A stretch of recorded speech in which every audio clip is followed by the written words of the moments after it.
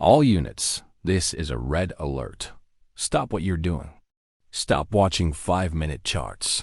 Stop checking indicators. What I'm about to reveal is not another silver story. It is not another bank wobble. It is the official death certificate of Switzerland as the world's financial safe haven.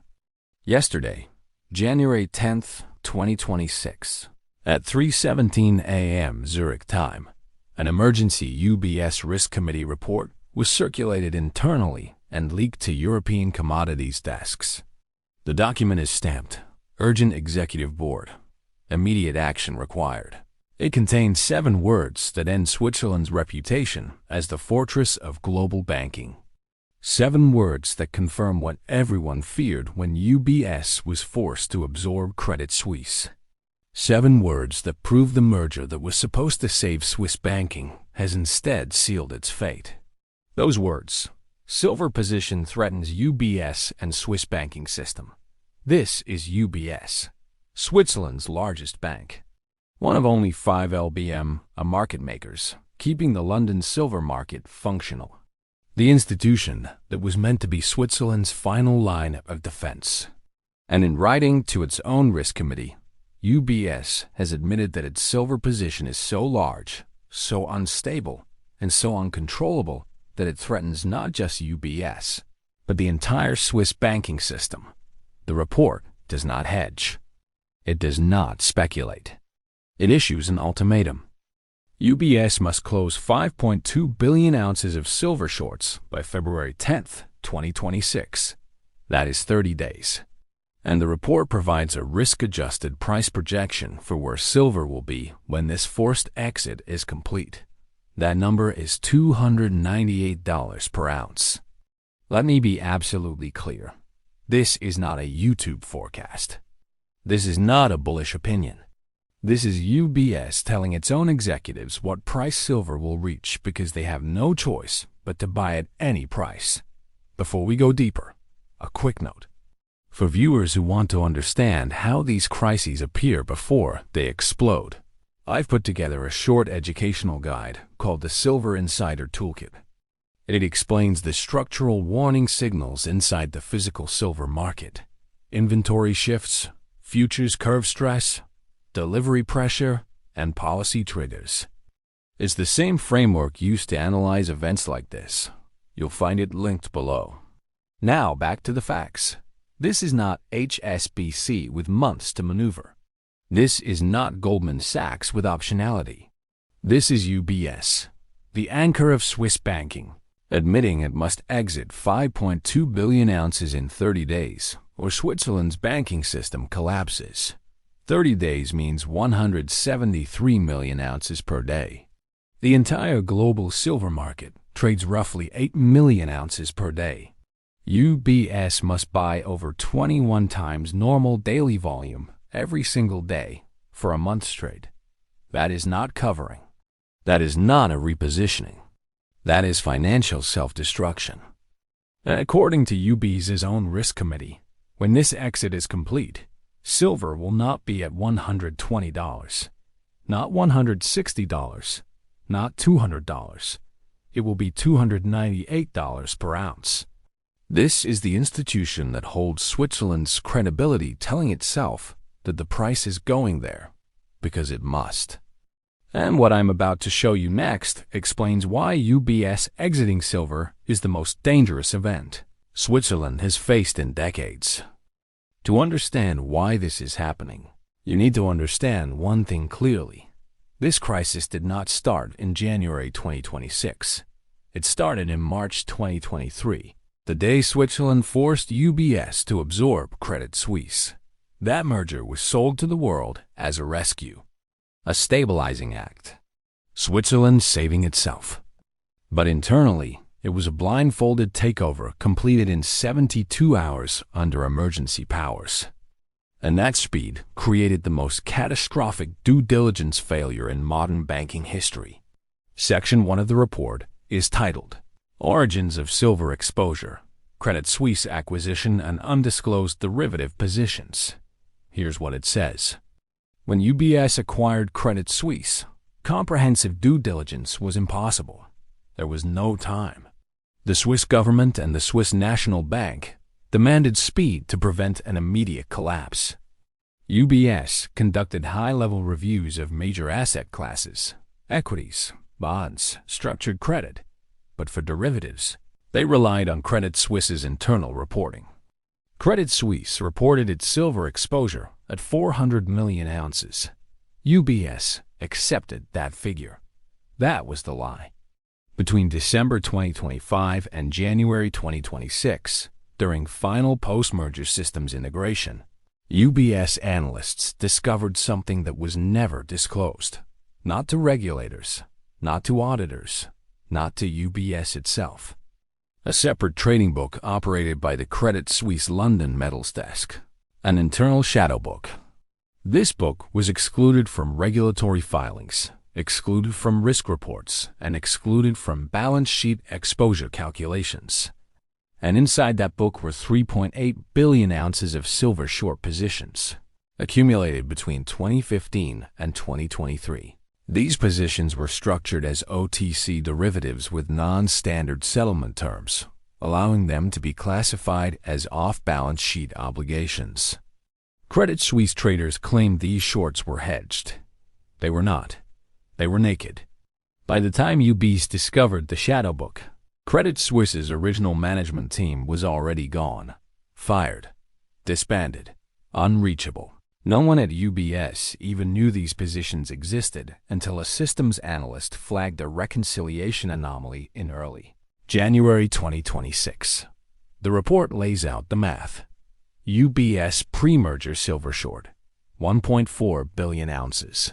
Credit Suisse reported silver exposure, 400 million ounces.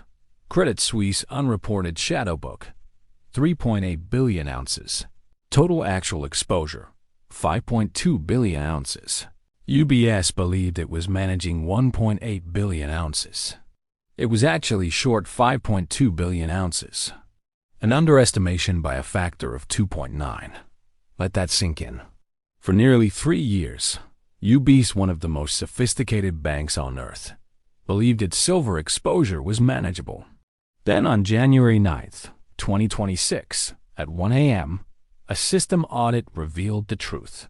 UBS was short over 6 years of global silver mine production. This was not a rounding error. This was not a model flaw. This was a hidden weapon buried inside the Credit Suisse corpse, and it detonated inside UBS. But even this discovery alone did not kill UBS. What killed UBS was what happened 4 hours later. Because at 3 a.m. on January 10th, UBS picked up the phone and called the Swiss National Bank. And that call triggered the ultimatum that sealed Switzerland's fate. Section 2 of the report is where the tone changes. This is no longer analysis. This is no longer discovery. This is judgment.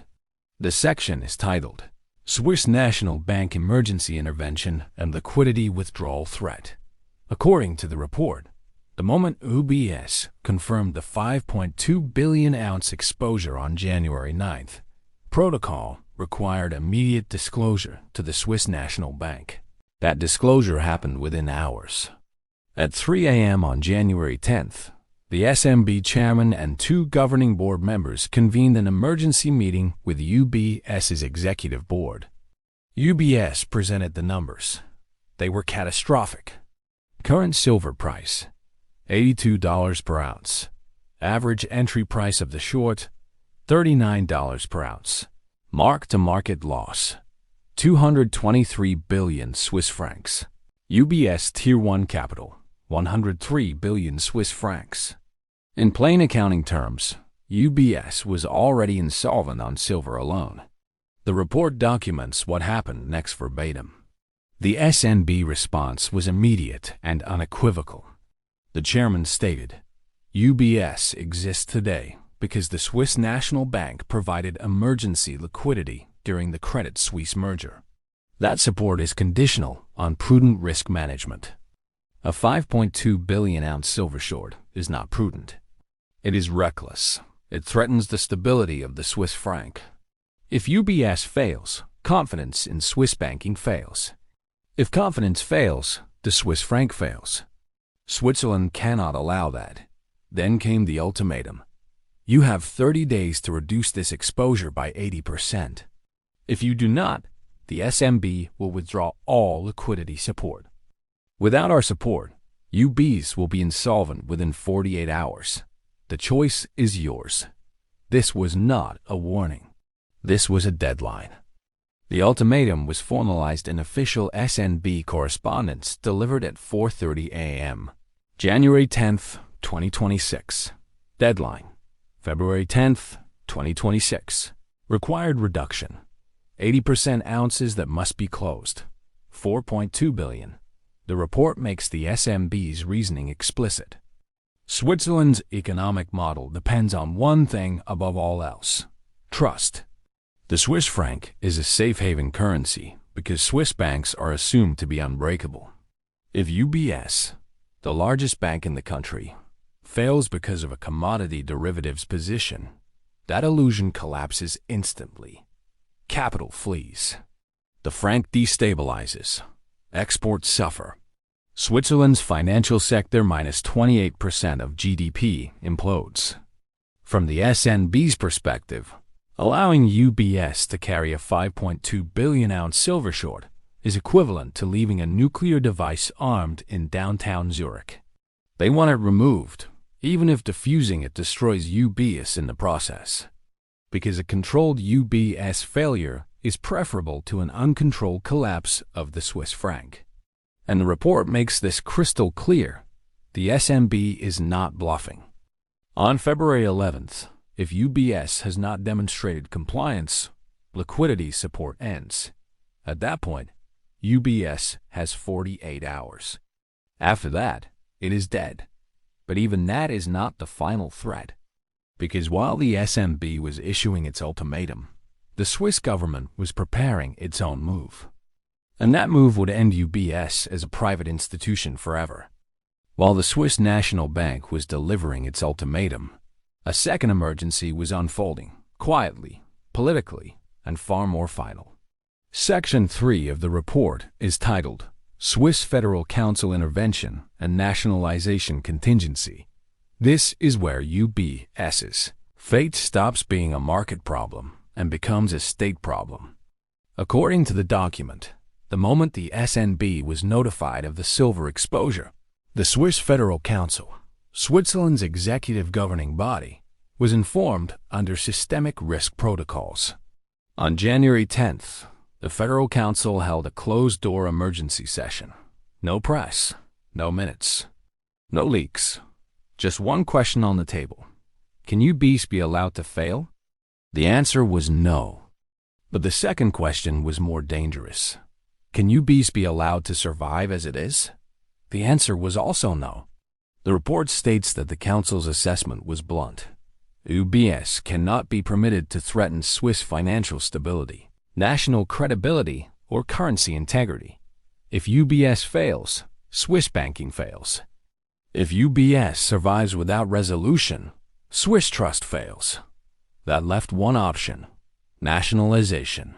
The Federal Council authorized the Swiss Finance Ministry to prepare emergency legislation for the full nationalization of UBS. If UBS fails to exit its silver exposure by February 10th, that legislation will be presented to Parliament. The mechanics are laid out clearly. Swiss government assumes control of UBS. State capital injected to cover silver losses. UBS delisted and restructured under state ownership. Estimated taxpayer cost, 300 billion Swiss francs. This is not theoretical.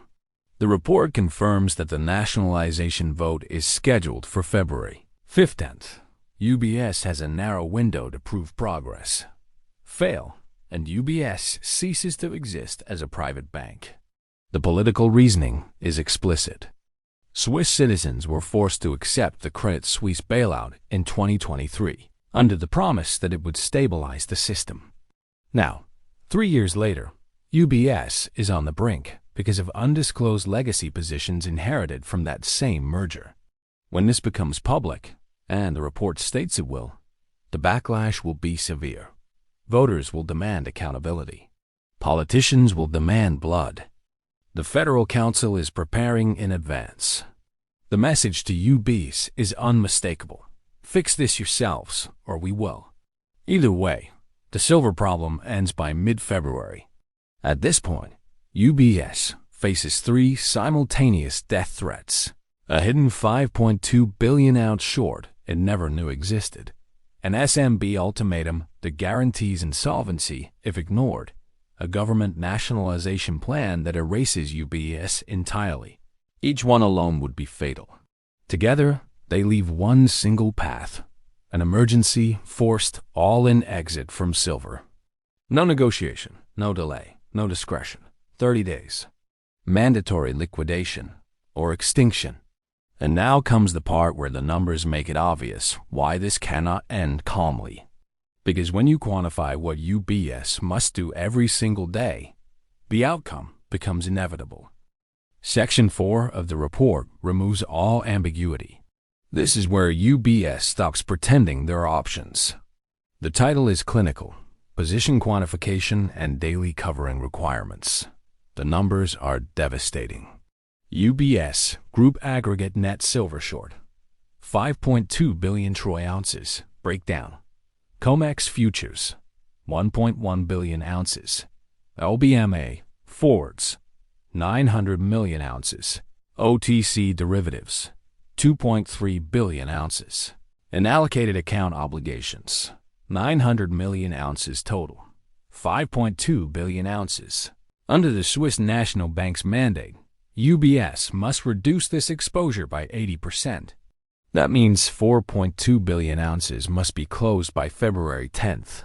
The remaining 1 billion ounces will be restructured into long-dated obligations to avoid immediate collapse. Now comes the part that destroys the illusion of an orderly exit. Timeline: 30 days. 4.2 billion divided by 30 equals 140 million ounces per day. But the report immediately clarifies that this is fantasy. UBS must front-load the exit to prove credibility to the SMB and avoid an early liquidity cutoff. So the real schedule concentrates 70% of the covering into the first 20 days. That pushes the daily requirement to 173 million ounces per day every day, for 20 straight days.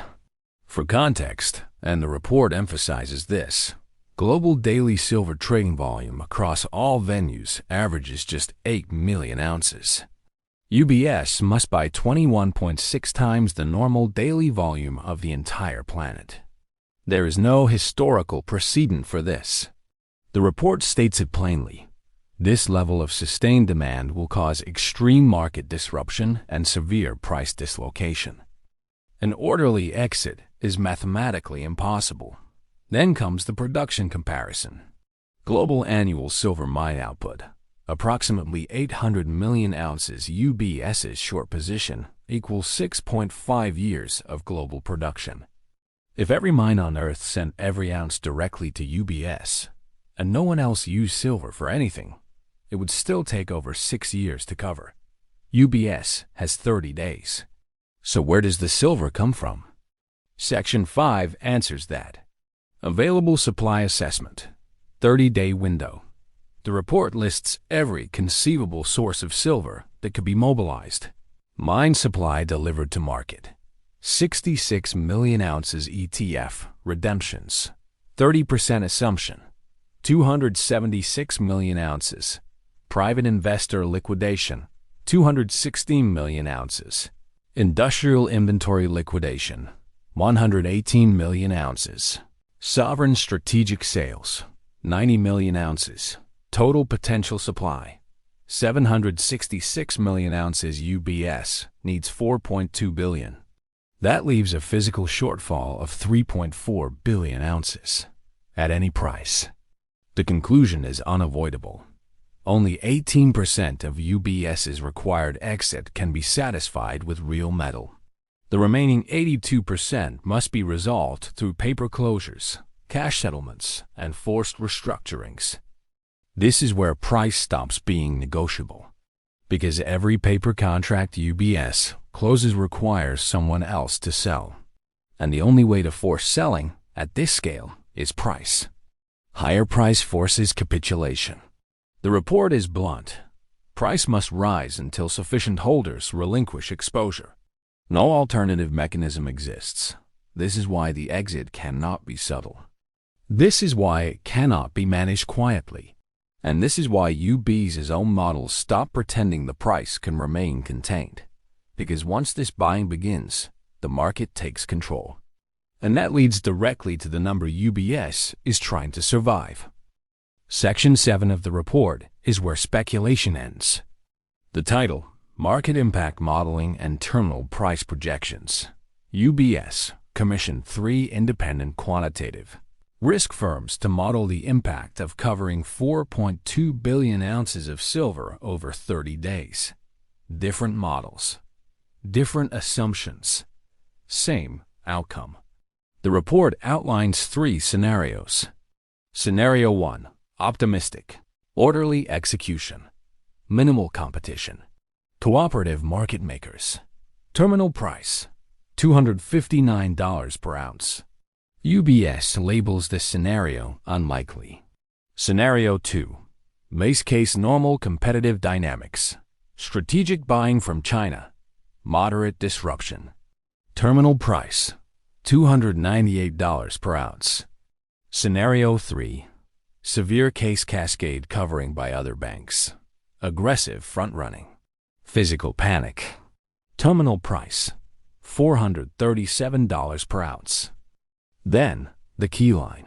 Risk Committee assessment indicates Scenario 2 represents the most probable outcome under current market conditions. This is not bullish commentary. This is survival math. $298 is the price where UBS can complete its exit without triggering systemic collapse. Below that, supply does not appear. Above that, control is lost. The report explicitly compares this event to GameStop. GameStop short interest peaked at 140% of float. UBS is short 650% of annual global silver production. GameStop required shorts to buy 1.4 available shares. UBS must buy 6.5 annual supply. The report does not claim silver goes to $9,000, but it states clearly that UBS's position is multiple times more extreme than GameStop. Then comes the critical distinction, paper versus physical. The $298 target applies to paper silver, COMEX, and LBMA contracts. Physical premiums are modeled separately. At $298 paper, physical bars, $400, $450 plus. Allocated metal trades even higher. Availability becomes rationed, not priced. The report then reveals UBS's final tactic. Retail liquidation inducement strategy. UBS will attempt to manufacture selling pressures through take profit narratives. Overboard warnings, advisor calls urging liquidation-sponsored media pessimism. Purpose: create liquidity so UBS can buy. But the report's implication is blunt. UBS has a 30-day deadline, an S&B ultimatum, a nationalization threat retail holders have. Physical possession, no deadline, no obligation to sell. The execution timeline confirms inevitability. January 11th to 18th. $82 gives $130 plus. January 19th to 28th. $130 gives $217. January 29th, February 7th. $217 gives $298. February 8th to 10th. Verification or collapse. The report ends with its final resolution. Exit is mandatory. Cost is unavoidable. Failure results in insolvency and state takeover. This is not a trade. This is not a prediction. It is a forced repricing. UBS must buy. Switzerland must survive. Silver must rise. $298 is not hype. It is the line between survival and death. End of report.